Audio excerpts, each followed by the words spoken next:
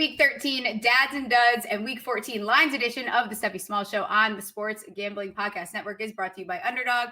Underdog is hooking up new customers. Play just $5 and get $100 in bonus funds when you sign up with code SMALLS. Gear up for the holidays at the SGPN merch store. The perfect gift for the D-Gen in your life. Promo code HOLIDAY for 25% off. Everything included, as well as the new certified Yapper hats. Let's go.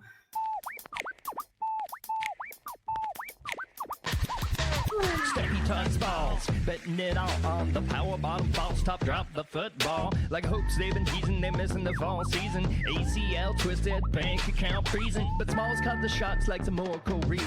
Leaderboard rising while the slot machine's ringing. She's slinging player stats like Nostradamus. $100 bills raining down upon us.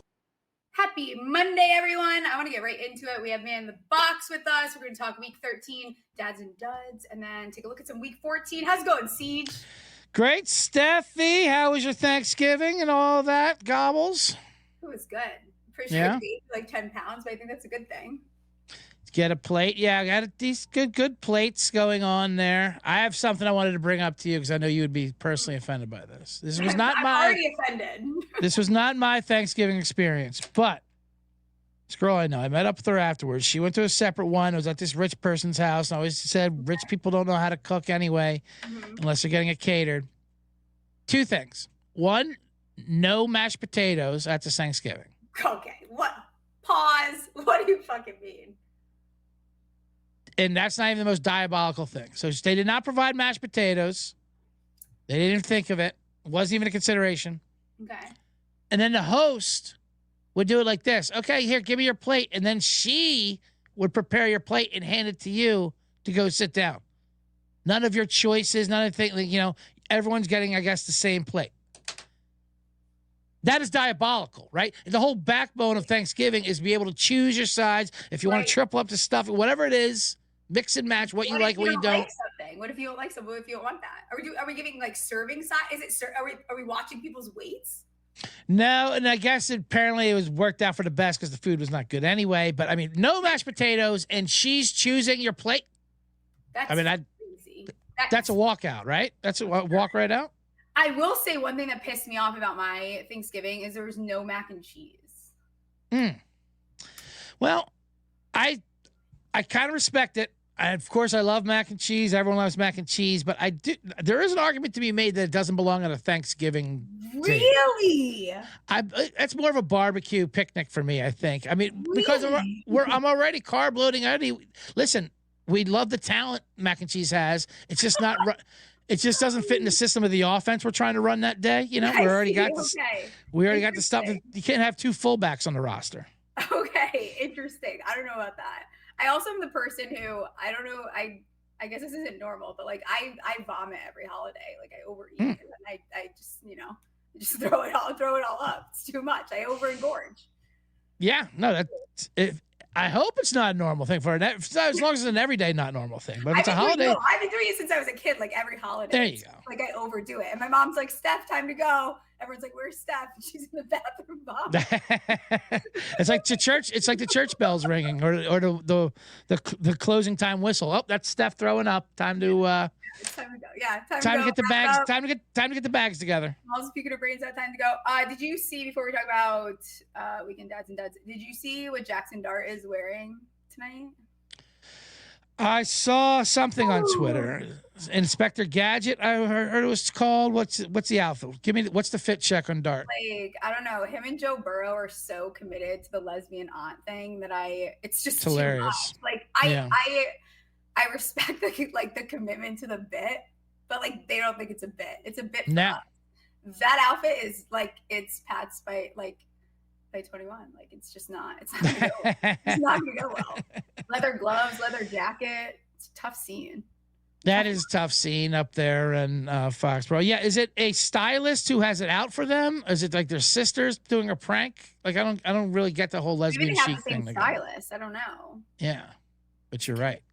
They really are committed to it. Let's talk some dads. Who's your dad from? I have two. I'm just keeping it simple this week. Okay. Who are you going with first? You have two dads? Two dads. Well, one I was going to do special for you Okay. because I know you were very excited. At least online, I say very excited with the phrase of calling someone a hoe Yes. coming back into our I vernacular. love that. Okay, so is it hoe like H-O or H-O-E? I think H-O-E, I decided, is when you're going to say hose. It's the plural version of a hoe. Yes, like tomatoes. Yeah, exactly. Just Right, like, when you add an E for the plural. But you're right. Singular is H-O, yeah. H-O-E-S for plural. Yeah. And first Lane Kiffin, of course, was called a hoe. He did throw his shit out onto the street, like hoe behavior. Yes, and that's what the reporter said. Like, I didn't call you a hoe. I said you just acted like a hoe. Your behaviors were that of a hoe, And I which think they were. fair. Which they were. Yeah. But then it went to our guy who will be our dad, Shelby Harris for the Cleveland Browns, Yeah. who said not only did he call Jauan Jennings a hoe, but the way he does, he goes, he's a hoe, and I just want that to be known. Like, I'm using my platform for hoe awareness. That's a hoe. Yeah, he could be talking about anything, Palestine, whatever, but he's using his platform today so that everyone knows Jauan Jennings is a hoe.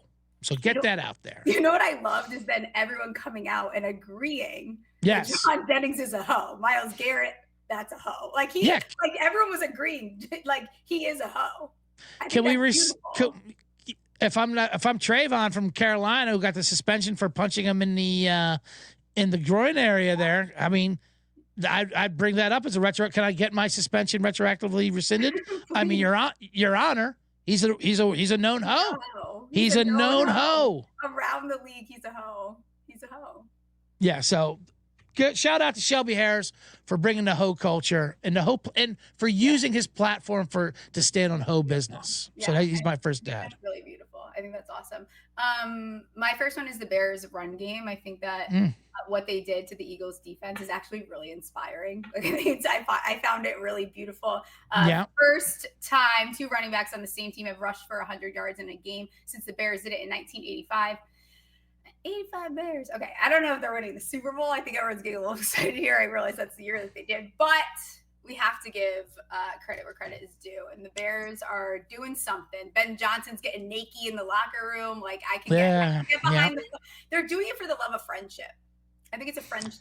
The boys are just they're boying. The boys are boying. It's a very vibe team. Even like when analysts try to break them down, like they just got a buzz. They got a vibe. You don't know what it is because you don't know what it is. They are running the ball well. That is definitely indisputable. And the way Ben Johnson schemes up those runs, I mean, they shred not only more physical ability, they just like shredded them up and out-thunk them there as far as the running game goes. Yeah. But I mean, I keep fading them, the Bears, and I'm wrong every time. But you're right. They definitely do. The boys are definitely buoying it up. So they're buoying in the name of friendship. I think that's really special. Do you have another dad that you want to share with the class? Yeah, we might as well bring it back to the other lesbian stylist counterpart. You said Joey Burrow. Joey Burrow on Thanksgiving night, he ended my Survivor run in Circa. We had the Ravens. We were part of Gobblegeddon, Everyone got knocked out with either the Ravens or Eagles. We were on the Ravens. Yeah. And, I was angry watching the game because, Isaiah Likely fumbling the ball. You had the ridiculous offensive interference. Right. But at the end of the day, Lamar Jackson just wasn't beating Joe Burrow. It just wasn't happening, you could tell as the game was going on, you're like, oh, yeah, Joe Burrow's winning this game. He's just because he's Joe Burrow. Yeah. He's Joey. Maybe okay. So maybe there's something about the dressing like a lesbian. Maybe that's what I'm saying. Maybe it's the lesbian on power that we need. He didn't look rusty. He didn't look rusty at all. Lamar Jackson did. It was gross. What is going on with the Ravens? Do we have any thoughts about the Ravens as a whole? What's the plan here? I guess. I know they didn't have much plans. Lamar's obviously not healthy, but sure. I imagine he's not healthy. Or he just had a lot of turkey because he just seemed disinterested. And his turnovers are so they're like a cartoon. That first ball came out of his jersey that he fumbled on the 3. He does like a windmill with the arm and like what is it just looks like Bugs Bunny or something. It's crazy. But yeah, they're I don't know what they are. It's so far. It's just they're not good. They're just definitely not together right now. So. But they'll probably still win a division. I think the end of the season is going to look very different than what playoff picture we see right now. Yeah. Sides. I think things are going to shake up here a little bit soon. Think maybe.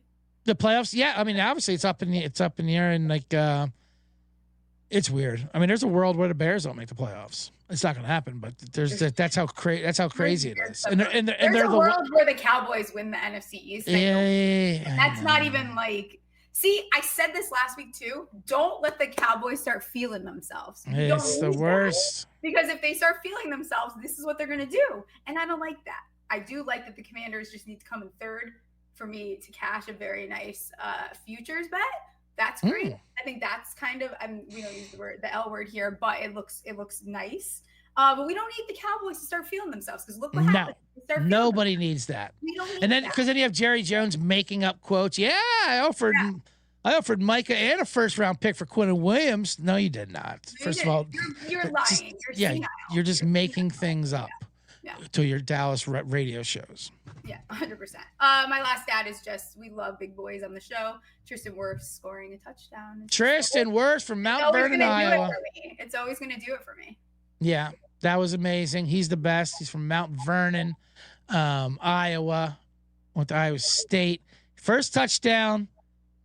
And like, you see that picture he posted? I think it was on Instagram of his lineman holding him up like Titanic style. And he said having the time of his life, or not Titanic. Why can't I think of the Patrick Swayze movie?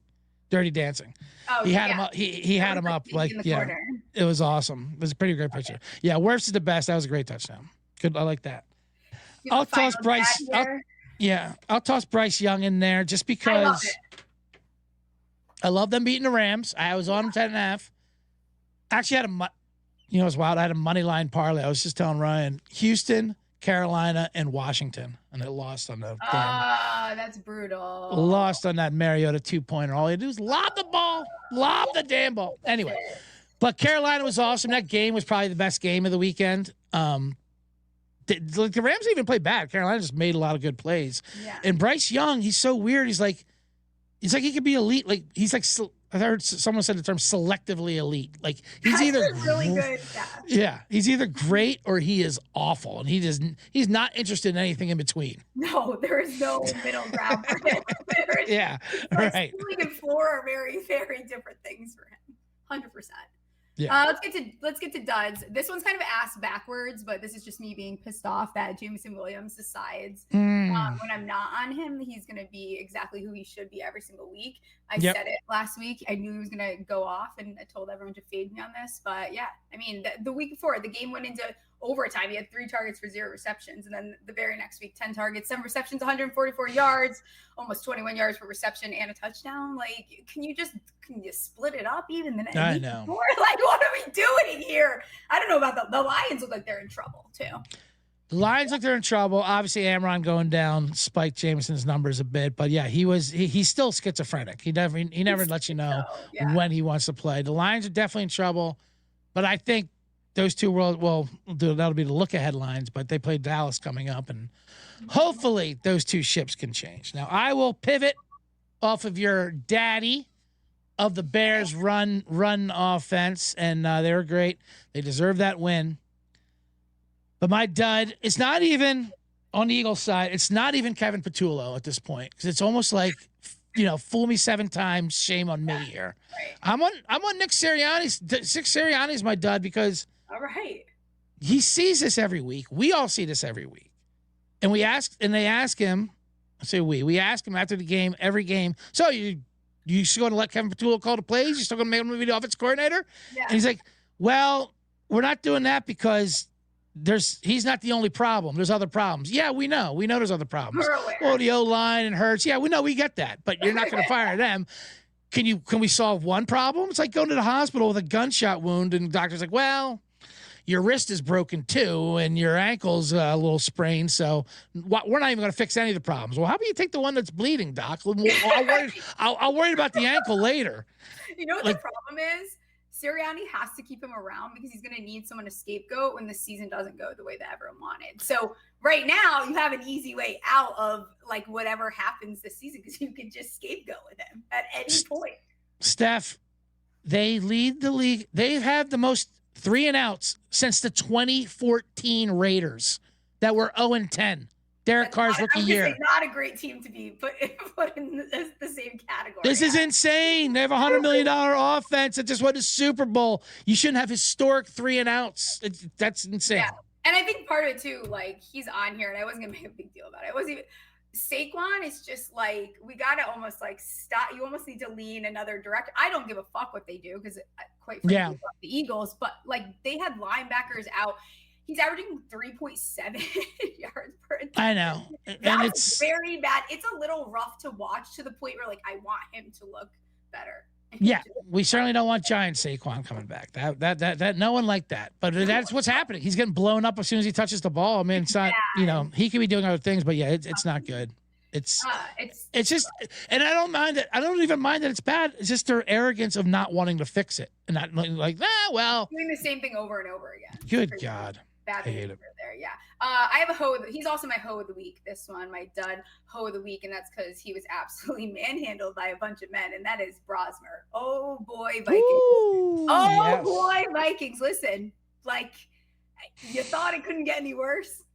Walks in this guy, which I feel bad for him because it's like you probably shouldn't be playing in the league, let alone starting a game. So that's tough on first them start. for doing that. It's a tough first start. He's the first quarterback to throw 4+ interceptions in his first career start since Nathan Peterman since like 2018. Which for some reason I always thought that he was a Viking, and I don't know if that's I just associate him being shitty as like a Vikings thing. Right, he's got a Viking vibe. At least he didn't do it in the first half. Nathan Peterman did all those in the first half. I remember. Yeah.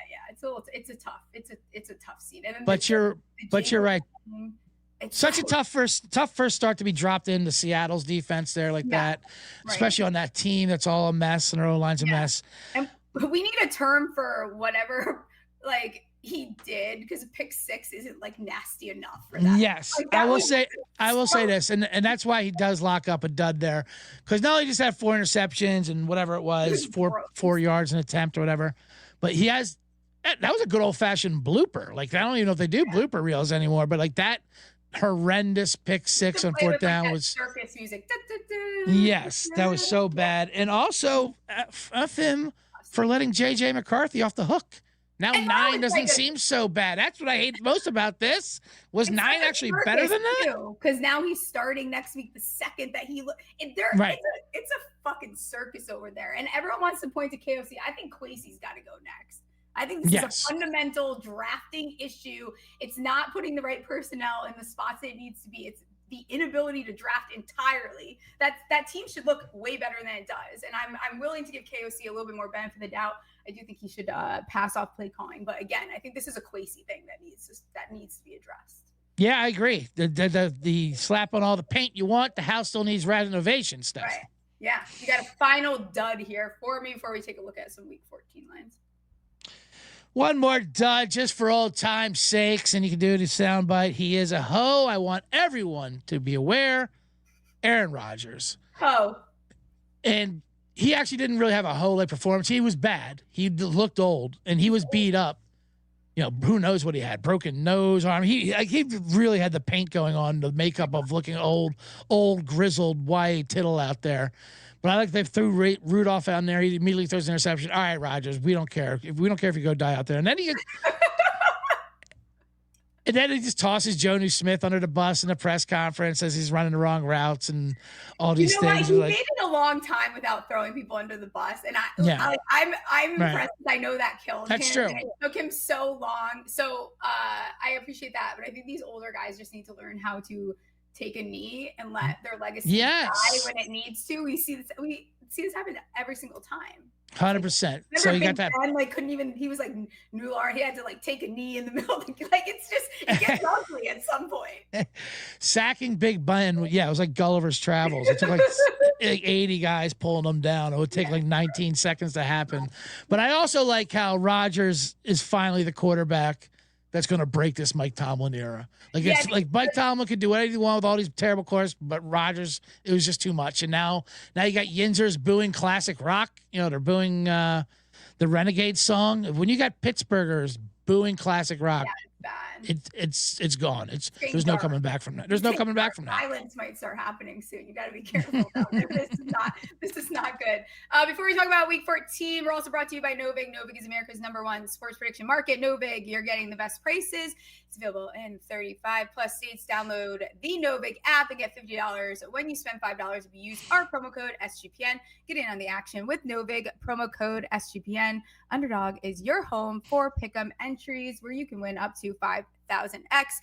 I have a pick'em entry for this evening. Pop Douglas, longest reception, higher 11.5. Hodgins, higher 22.5 receiving yards. Henderson, higher 14.5. Longest rush.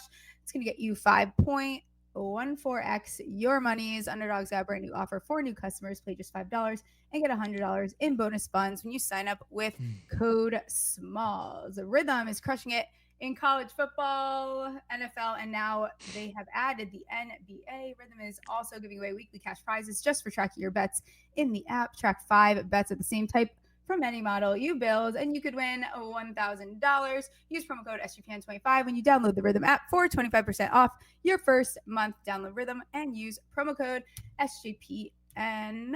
Okay, let's talk Week 14. A lot of games, a lot of implications this week. A lot of implications. A lot of implications. I love that word. It's a great word. Yeah, it's a lot of implications. Implications. A lot of divisional games. We got Bears at Packers. Mm-hmm. Ravens, Colts at Jags, all for first place in their division. Do any of those games stand out to you that you want to speak on, get in early on the action? Divisional games itself, with implications, probably not. Yeah, to be honest with you. I don't. And the lines are. Everyone's so untrustworthy. Yeah. That is the Thursday game, though. Lions, Cowboys. Yeah. Amazon. I saw a lot of Amazon commercials for that. I saw Andre Whitworth and Shabuzi, whatever, dancing it up. I kind of like the Lions there. I know they're a mess right now, and I know Dallas is feeling themselves. But I will say this: tough schedule spot for Dallas because they played Eagles on Sunday, Chiefs on Thursday, and now another Thursday. Not even getting the full 10 days to play the Lions. That's like 3 games in 15 days or something like that. And the Lions being the third one there. Lions having to bounce back with the full week as well. And Campbell, God bless him, being petty as well. He'll never get over that that touchdown was taken away from him with the lineman not reporting, whatever that. Remember that playoff? It was a close playoff game, and then Detroit crushed him again after that. And I think this is a good little. I think we're, like you said, we're getting a little too far ahead of ourselves with Dallas too. And once Dallas start feeling themselves, this is when they fall flat in our face.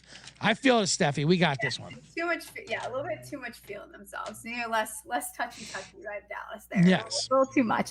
I think the games that I am intrigued with have one common theme, and it's that I like their defense. Seahawks -7.5 on the road versus the Falcons. I mean, the Seahawks defense is historically good. Yes. And I don't foresee this game staying very close. I think this line could be a little bit longer even. I'm out on whatever the Falcons are doing this year. I'm out. I'm good. You don't think Kirk Cousins can solve the Seattle defense? No, I think I'm all right. We saw this happen last year. They went right through them, picked 6 and all that. I agree. I think this could be an absolute massacre because Seattle didn't even play that good yesterday. I mean, their defense played fine against Browns, but their offense wasn't even that great. I mean, in reality, that should have been like a 45-0 game. So I can definitely see them rolling here. A better offensive performance. 100%. And Atlanta's here against the Falcons. And that's exactly what we're going to get with the Falcons. If they can't beat, if you can't beat the Jets, what are we doing? What do we do? And why? You know why? I did tweet. The Jets are so cute. Like I like it. It's like sweet. Like it's like they get so excited. It's like they do get excited. Cute. Like I don't know. I know what it's like to have a team. Like it's not as cute when we won our. Like it's cute when they win games. Wow. I can't comment on that, but I do know they are still fighting. And yeah, exactly. It's cute. And the boys are they're again another proof. Right. And they do it by like punt returns and cute ways. I can see that. They don't do it from actual football. They do other things, Yeah, it's very sweet. Anything else you're looking at? There's 2 other that pique my interest other than that. Couple games. I mean, what do you think of that Washington-Minnesota game? I mean, can Minnesota do anything? Washington looks like they have a pulse, at least last night. Yeah, and Daniels might come back. they're playing. If Daniels comes back, I definitely like it. I think it was at 1.5 that line. Yeah, 1.5. I mean, the Vikings look like the wheels are. I mean, they're on a tricycle right now. I don't know. Right. It's not pretty. But then, do we get this weird thing where 9 comes back and then they cover? Let 9 come back. I mean, come on. I don't know. That's what I'm saying. I like the Commanders there. I just think yes, defense could. I don't know. They're gross.